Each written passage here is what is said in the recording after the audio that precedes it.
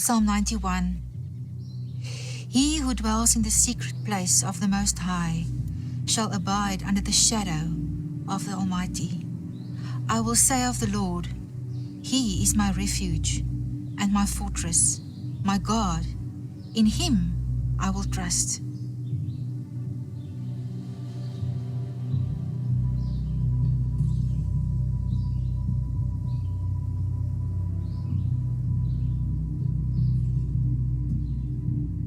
We received this calling from the Lord, but the Lord has got a purpose for us as a family to live out our love for Him, our love for the Afghans, to serve. And here we are. God, take our lives and make with us whatever you find pleasant and good in your purpose.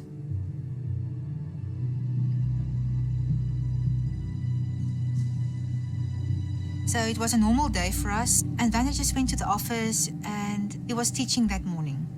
Actually, that was the routine every day. And for the children, if they didn't have a weekend or didn't interact with their friends, they were doing schoolwork.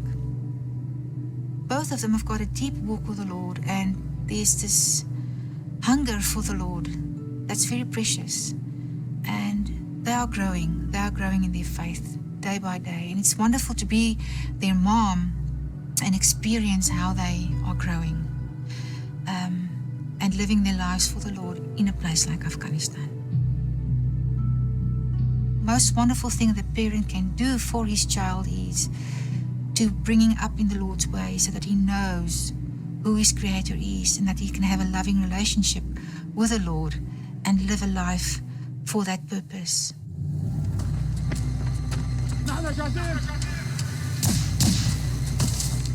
I've asked myself many times in the past, Lord, is this really where you want us? Because of all the difficulties, the challenges, we can lose our lives anytime for the Lord.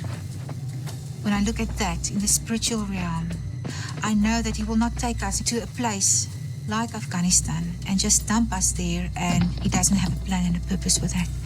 So I know 100% that we are in the right place, that we are obedient to the calling. Lord, please help us.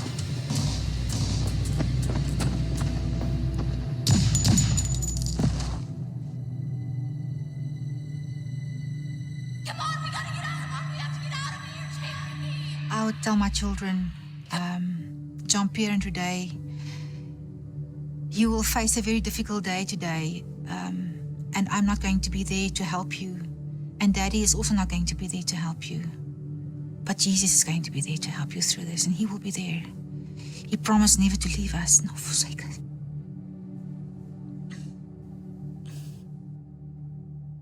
Come on, we gotta get out of here. We have to get out of here. Take me. Come on. Come on, we gotta get out now.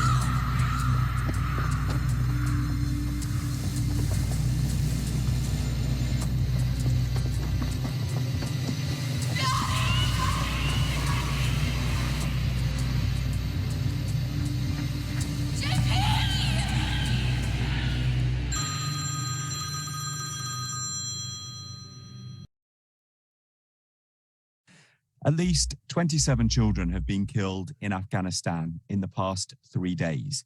The UN said they were shocked by the rapid escalation of grave violations against children. This comes as the Taliban have been advancing across the country following the withdrawal of foreign troops. Since Friday, they've taken control of 6 regional capitals, and 1,000 civilians have been killed during the past month. Meanwhile, we're hearing about people who are fleeing from their homes. One charity in particular has told me off the record that some of those fleeing are Christians who are fearful for their lives and futures. To talk about this story in more detail, I'm joined by Andrew Boyd from Release International. Andrew, thank you for being with us today. This is a sobering topic to talk about, isn't it? How concerned do you think Christian communities will be about the advance of the Taliban? Well, you say Christian communities, but in Afghanistan, there are no official Christians at all. It's illegal to be anything other than a Muslim there. And this is pre-Taliban. So when you get a zealous group of militants like the Taliban moving in along with Islamic State, because these are peas in a pod in many ways, you have a huge increase in risk to Christian believers in that country, most of whom are going to be from a Muslim background. They're underground believers. If they were identified as Christians, they could be murdered by their families. So-called honor killings take place in that country. People who are openly Christian or foreign Christians have left that country a long time ago. There may be still some there, but in the main, the Christian workers have left. Missionaries have been murdered there. And we're hearing reports that some Christians are now being warned openly by Taliban forces who are advancing that they are going to take their houses and take their children.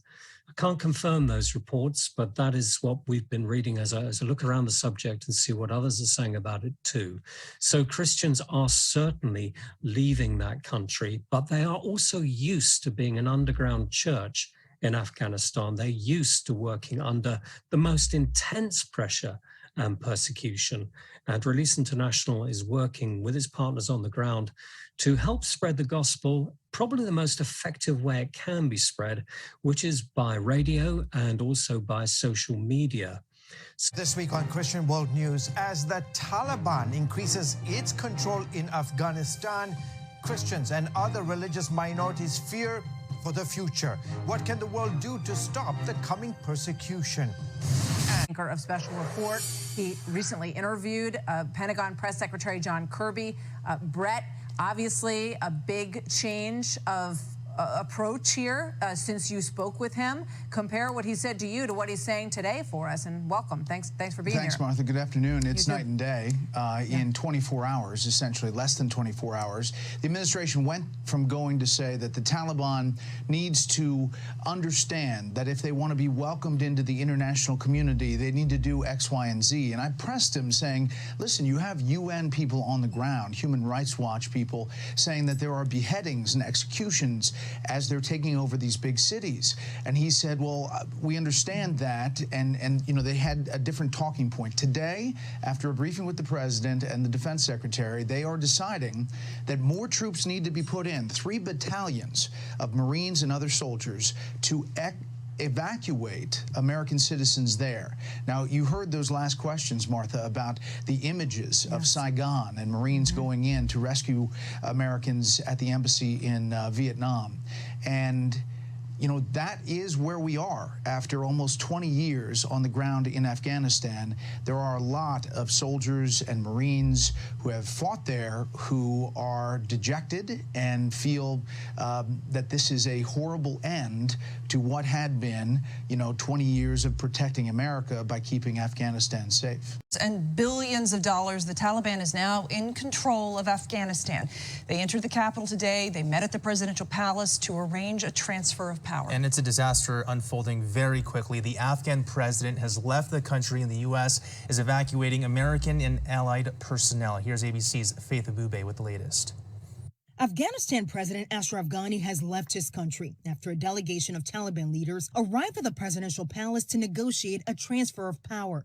A new reconciliation council will be formed by former Mujahideen leader Gulbuddin Hekmatyar and former Afghan President Hamid Karzai. In a statement, they said the council's goal is to prevent chaos, reduce the suffering of the Afghan people, and better manage a peaceful transfer of power. Kabul was the final destination in the Taliban's lightning-fast offensive. In just over a week, taking all major cities, the Taliban told residents in a statement that they should not fear the troops and that none of the fighters would enter anyone's homes or harass them. On Sunday, all routes out of Kabul were sealed off. Chinook helicopters could be seen at the U.S. Embassy as the emergency evacuation gets underway. Right now, the focus has to be totally on getting these brave, first all-American personnel out, and our the brave Afghans who helped us through the years out. This airport processing center filled with visa applicants, Afghans who helped the West during the 20-year war, now fearing for their lives. We serve for the American forces, we serve for the U.S. and ISAF forces, for the coalition forces. They have to take care about us. Other Afghans are now bracing for what's to come. Recently, life has become difficult for people. People worried about how the way Taliban treat us before and now, we just want peace. The Biden administration is defending the decision to withdraw U.S. troops. The president made the determination that it was time to end this war for the United States, to get out of the middle of a civil war in Afghanistan. But some in Congress are taking aim at both the Biden and Trump administrations. President Biden bears responsibility for making this decision, but there is no question that President Trump, his administration, Secretary Pompeo, they also bear very significant responsibility for this. President Trump told us that the Taliban was going to fight terror. Secretary Pompeo told us that the Taliban was going to renounce al-Qaeda. None of that has happened. Faith Abube, ABC News, Washington. Okay, welcome back to another video going over Christian persecution, and I have moved this, the Christian persecution series, which I started on my other YouTube channel, but I'm going to move it here on my new one that this channel, the For Such a Time 12, and I'm moving it here because I see it as end times prophecy. Although Christian persecution has been going on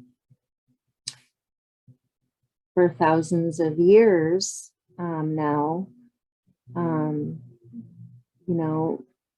basically since Christ came. So, and before then, truly, let's go all the way back into even the book of Daniel and those who truly were for God. So it is not a new thing, but it definitely is going to get worse in the end times.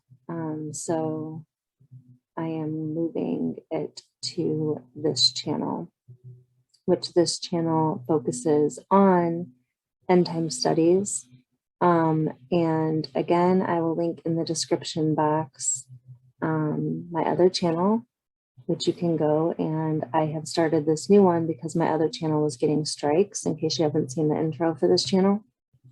And I didn't know if it was going to be taken down or how many more videos or what was going to happen. So this is also a backup, but you can see the first Christian persecution that I did over there on North Korea.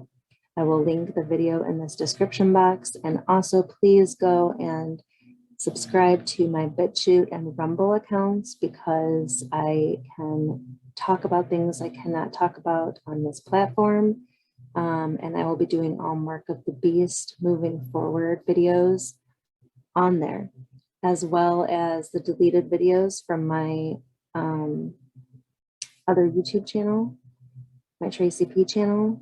There have been 3 taken down videos, and those can be found on my BitChute and Rumble videos. Okay, so as you can see, we're talking about Afghanistan.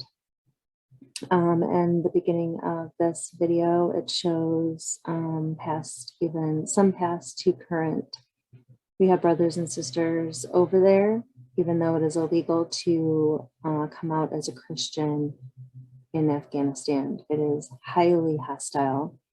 It is number 2 on the World Watch list of the top 50 worst places for Christians to live.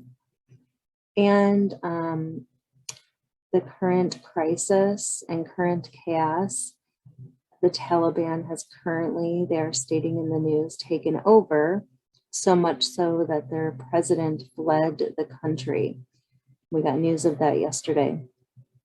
So I'm just going to read some of this. And all of the links to the full videos and to these articles will be also in the description box. Let us keep all of our brothers and sisters in persecuted areas in our prayers, remembering that we are, even though harder times are definitely coming, we know as we near the Great Tribulation period and as the Antichrist takes his place, we will see levels of persecution that we have not. Especially here in the United States. There are people that won't even speak of martyrdom, which has been going on for a very long time and will get worse in the tribulation.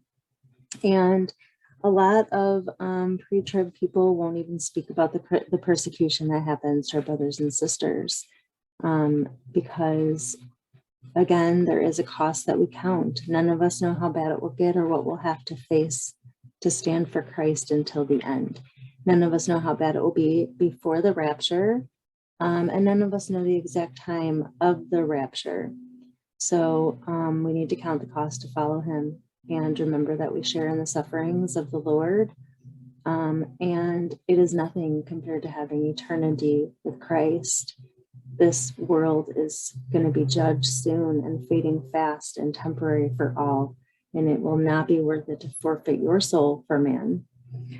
So let's move on with Afghanistan here. Uncertain fate for Christians in Afghanistan. Okay, so this was from August 9th this year, 2021.